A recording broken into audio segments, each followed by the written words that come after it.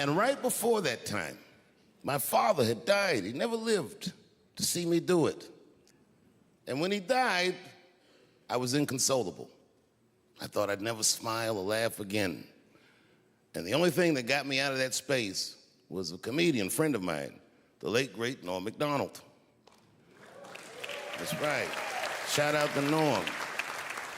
And what Norm did, which I'll never forget, is he knew that I was the biggest Jim Carrey fan in the world. Now, I'm not gonna go all into it, but Jim Carrey is talented in a way that you can't practice or rehearse. What a God-given talent. I was fascinated with him. And Norm knew that. And he called me up and he goes, Dave, he says, I'm doing a movie with Jim Carrey. Do you want to meet him? And I said, fuck, yes, I do. And it was the first time I could remember since my father died being excited. And the movie was called Man on the Moon. I didn't know any of this. And in this movie, Jim Carrey was playing another comedian I admired, the late, great Andy Kaufman. Yes, and Jim Carrey was so immersed in that role that from the moment he woke up to the time he went to bed at night, he would live his life as Andy Kaufman. I didn't know that. When they said cut, this nigga was still Andy Kaufman. So much so that everybody on the crew called him Andy. I didn't know any of that. I just went there to meet him, and when he walked into the room where we were supposed to meet, I screamed, Jim Carrey! And everyone said, no! Call him Andy. And I didn't understand. And then he came over and he was acting weird. I didn't know he was acting like Andy Kaufman. Just like, hey, how you doing? And I was like, hello. Andy? Now, in hindsight, how fucking lucky am I that I got to see one of the greatest artists of my time immersed in one of his most challenging processes ever. Very lucky to have seen that. But as it was happening, I was very disappointed. Because I wanted to meet Jim Carrey, and I had to pretend this nigga was Andy Kaufman all afternoon. And he was clearly Jim Carrey. I could look at him and I could see he was Jim Carrey.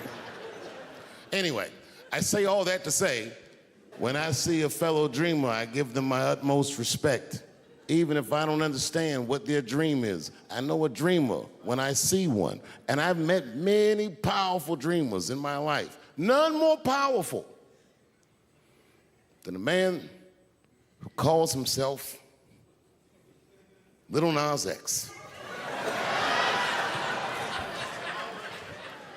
I met this nigga at a party. I had no idea who he was. But the minute he walked in that party, I knew I was in his dream. Everybody in the party was another dreamer. Everyone was famous, but when that nigga walked in, he was dressed like C-3PO. He was shining.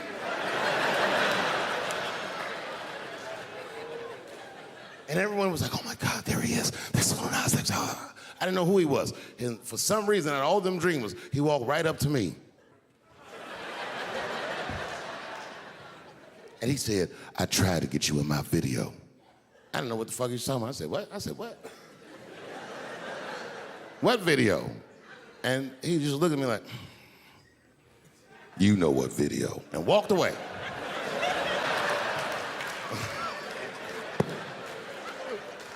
You know what it reminded me of? It reminded me of when we was in grade school. Remember in grade school, the teacher would ask everybody what they want to be? Timmy, what do you want to be when you grow up? And Timmy acted like he had an idea. He'd stand up, he'd say, I want to be a fireman. And the teacher would say, Timmy, that is a beautiful dream. But Timmy didn't mean it. Timmy said he wanted to be a fireman because deep down, Timmy's attracted to fire. And by the time he's 14 years old, this nigga's a full-blown pyromaniac, playing with kerosene and matches like a goddamn expert. And then one night he goes downtown with his buddies, fucking around with fire, and burns a warehouse down. And he doesn't know it, but there's 13 migrant workers from El Salvador, and they're in that motherfucker. They get trapped, and then they die in the fire. Isn't that a tragedy? Well, it was an accident. He's only 14 years old, but he's black. So they try him as an adult. And Timmy ends up spending the rest of his life in jail. Dream deferred.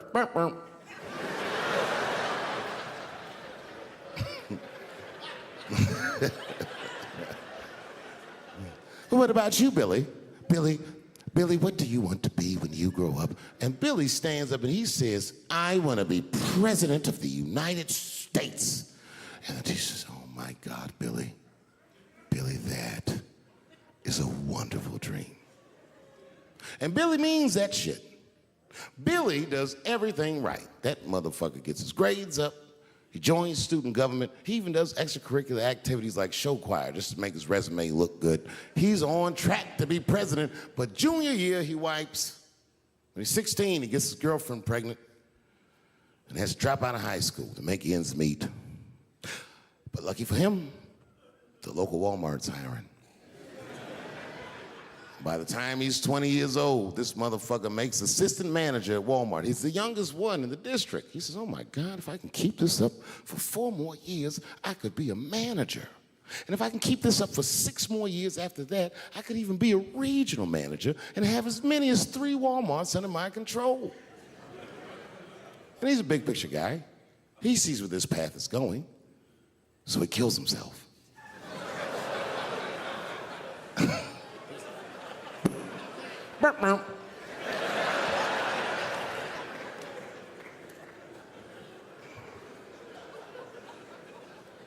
Well, what about you? What do you want to be when you grow up? I don't want to say, because I don't want the other kids to laugh at me. Who cares if they laugh? Your dream is yours. Own your dream so they can come true. Say it loud and proud. What do you want to be when you grow up? Lil Nas X? And that nigga stood up in front of the whole class. I want to be the gayest nigga that ever lived. I want to do a music video and slide down a stripper pole all the way to the depths of hell and suck the devil's dick at 10 o'clock on BET while all the kids are awake and can see me. Shockingly, that was the only dream that worked out.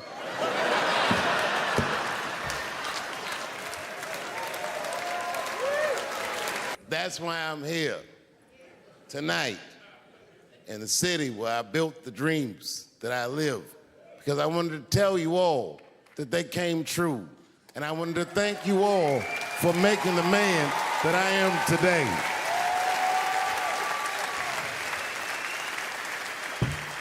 Yes, I am living a very powerful dream.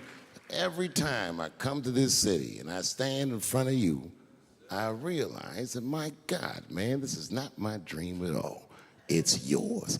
And I am honored to be in it. Thank you very much, Washington, D.C. But if I do, I hope it's in California. Because as soon as the judge sentenced me, I'll be like, Your Honor, before you sentence me, I just want the court to know I identify as a woman. Send me to women's jail. And as soon as I get in there, you know what I'm gonna be doing? Give me a fruit cocktail, bitch, before I knock your motherfucking teeth out. I'm a girl just like you, bitch. Come over here and suck this girl dick I got. Don't make me explain myself. I'm a girl.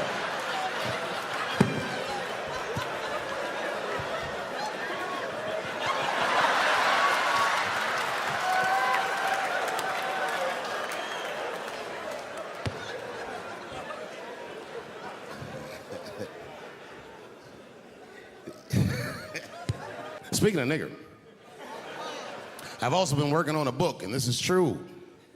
I'm rewriting the American classic, Huckleberry Finn, from Nigger Jim's perspective. It's called The Adventures of Nigger Jim. That's how the book starts. Huckleberry Finn walks up to him and goes, so you're Nigger Jim. And he's like, yo, I just said Jim. What's your name, little buddy? Huckleberry Finn's my name. What? Huckleberry? That's your real name? God-given. You know what? Just call me Nigger Jim. It's fine.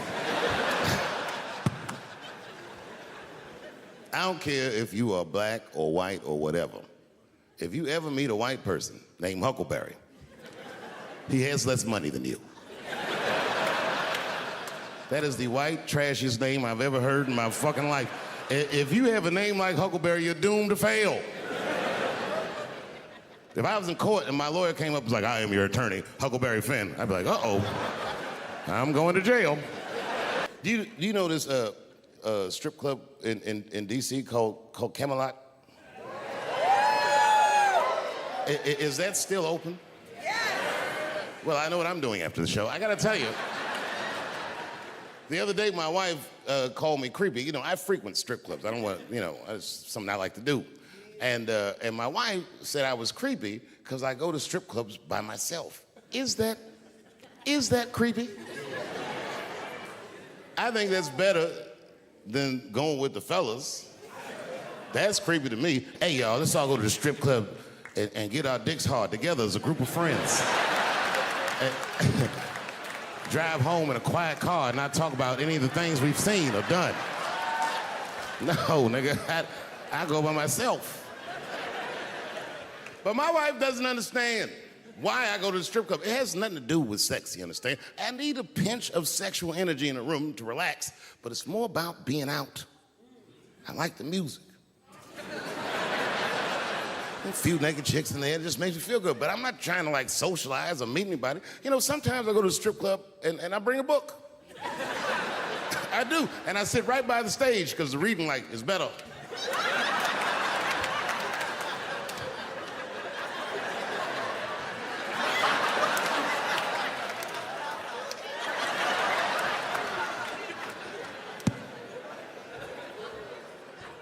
One time I went to a strip club, and this is weird.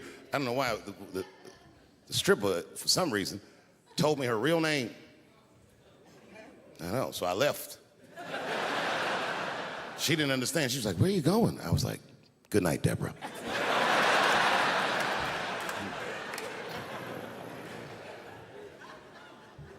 God bless her, but my wife is mistaken about my life.